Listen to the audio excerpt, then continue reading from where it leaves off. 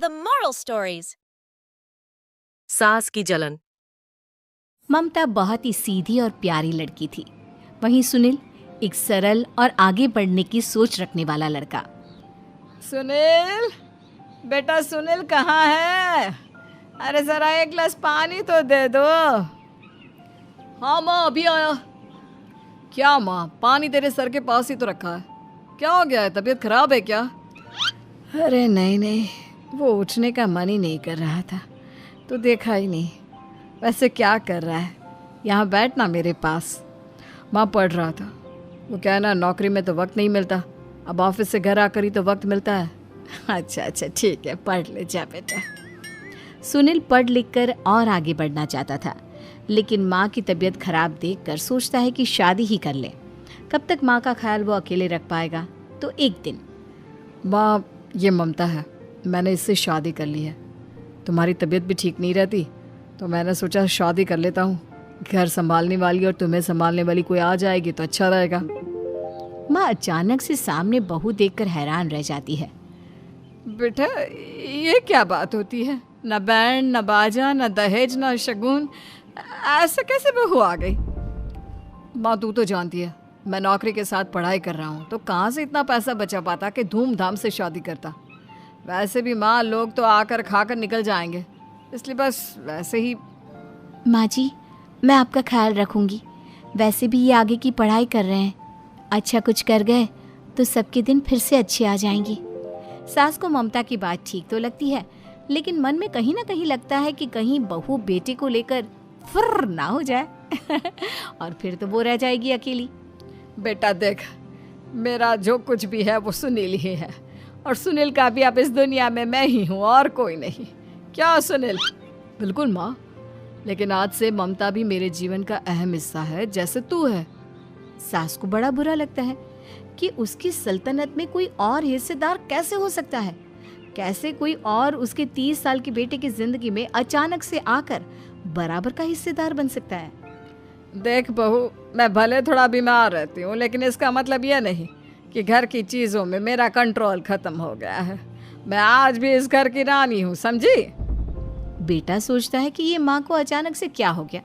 कल तक जो माँ कहती थी कि जिंदगी का कोई भरोसा नहीं, वो अचानक से जंग के मैदान की झांसी की रानी कैसे बन गई? माँ क्या हो गया है? सब ठीक है ना? अचानक कैसी बात कर रही हो? ममता का आज पहला दिन है, स्वागत करो उसका। आसपास की आंटियों को बुलाओ, नई दुल्हन की मुंह दिखाए करवाओ। खैर, सास होने का फर्ज निभाती है और बाद में एक सहेली के साथ बाहर निकल जाती है। क्यों री बताया नहीं कि बेटे का ब्याह कर रही हो? वैसे तो सारा दिन हम ही में घुसी रहती हो। अरे मुझे भी तो अभी पता चला, यूं अचानक सर पर लेकर आ गया। कहता है बहू है माँ तुम्हारी, अब इसको भी इतना ही मैं प्यार करता हूँ जितना तुझे करता हूँ। लो जी, ये क्या बात होगी? क्यों इतना प्यार करता है? अरे माँ का प्यार तो ज़्यादा होता है। अब उसको तो कोई दूसरा पति मिल सकता है, लेकिन तुम ही बताओ, क्या माँ की ममता किसी और की हो सकती है? ना जी ना, बेटे को समझाओ ये बात। अरे क्या समझाऊं, मुझे तो खुद ही समझ में नहीं आ रहा कि क्या हो रहा है। जो बेटा कल तक माँ माँ करता था, अचानक से बीवी बीवी का राग आलाप रहा है। देखा, उसकी बीवी ना सुंदर और जवान है। सुंदरता के आगे तो एक से एक नहीं टिके, तो तेरा बेटा किस खेत की मूली है? सास को भी समझ में आ जाता है कि बहू की सुंदरता के आगे माँ का प्यार किसी काम का नहीं। उधर बीवी, ए जी, अम्मा जी सहेलियों को छोड़ने गई थी, अभी तक आई नहीं, हम देख आए क्या? अरे रहने दो ना, आ जाएंगी। कहाँ जाएगी, उनकी आदत है, एक बार जाती है तो पूरी पंचायत खत्म करके ही आती है। अच्छा ही है, खाना वाना खा कर गई होगी। छोड़ो ना, घूमेगी तो खाना पचेगा, नहीं तो ऐसे ही खाट पकड़ लेगी। बहू भी शांत हो जाती है। उधर सास सोचती है कि आज थोड़ा देर से ही घर जाती हूँ, जब बेटा परेशान होकर ढूंढेगा तब मजा आएगा। बीवी को खुद ही पता चल जाएगा कि माँ के आगे उसकी दाल नहीं गलेगी। लेकिन वहीं दूसरी ओर घर पर, ए जी, माँ जी अभी भी नहीं आई, हमको तो घबराहट हो रही है कि क्या करें, जाकर पता करें किसी के घर। अच्छा, कहाँ जाओगी ये भी बता दो। पहला दिन है तुम्हारा इस घर में और एक ही दिन में मोहल्ला छानोगी क्या? वहाँ तो आप भी तो नहीं जा रहे हैं ना, हमको फिक्र हो रही है। अरे यार, ये रोज का है अम्मा का, खाओ और सो जाओ। बस फिर क्या था, बेटा बहू खाना खाते हैं और कमरे में सोने चले जाते हैं। उधर जब सास को कोई देखने नहीं आता तो वो हार कर घर आ जाती है, जहाँ वो देखती है कि सारे घर की लाइट्स बंद है। सास को गुस्सा आता है। बहू, ममता बहू कहाँ हो? लेकिन सारे दिन की थकी बहू को ऐसी नींद आती है जैसे किसी ने भांग की गोली खिला दी हो। वो तो नहीं उठती। उठकर आ जाता है बेटा। अरे क्या बात है अम्मा, काहे चिल्ला रही हो? अरे सो जाओ ना, सुबह की थकी है बहू, वो सो रही है। जोर से बोलोगी तो नींद खुल जाएगी उसकी।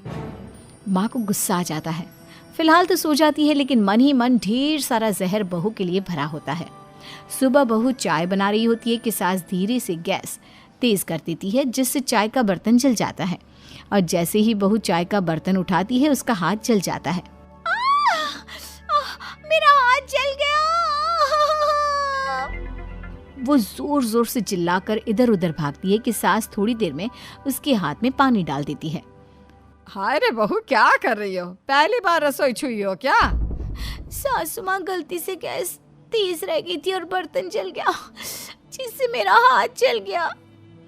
हाय रे, कितना गंदा दाग। छी छी छी छी, मुझे तो उल्टी आ रही है तेरा गला हुआ मांस देखकर।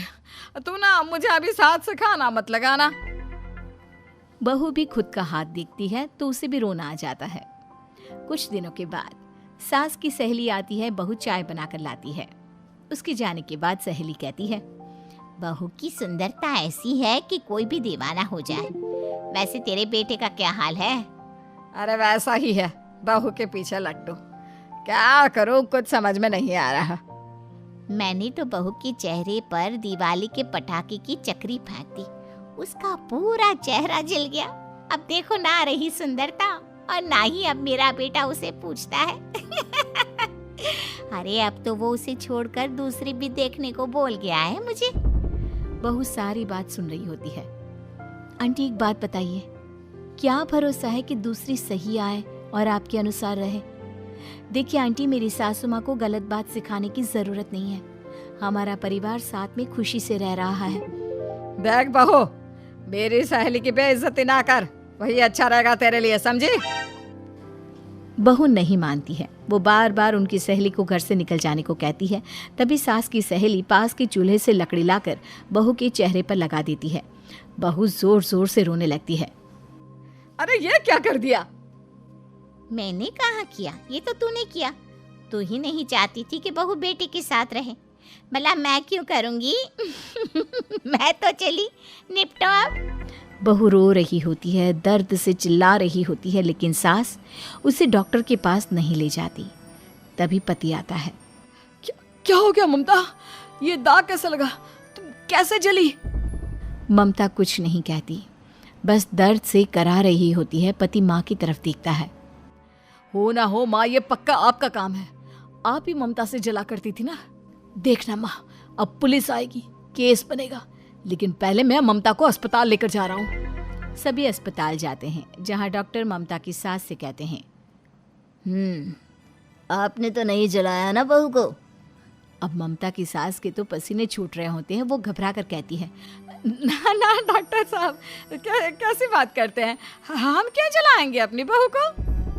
डॉक्टर ममता के पति से पूछते हैं। देखिए, क्योंकि ये ससुराल में जली है तो मामला पुलिस का बनता है, तो आप पहले पुलिस को बुलाइए, तभी इलाज पूरा होगा।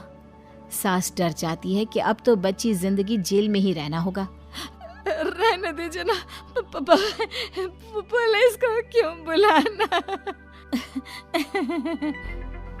सारी हंसी खत्म हो जाएगी जब पुलिस के डंडे पड़ेंगे।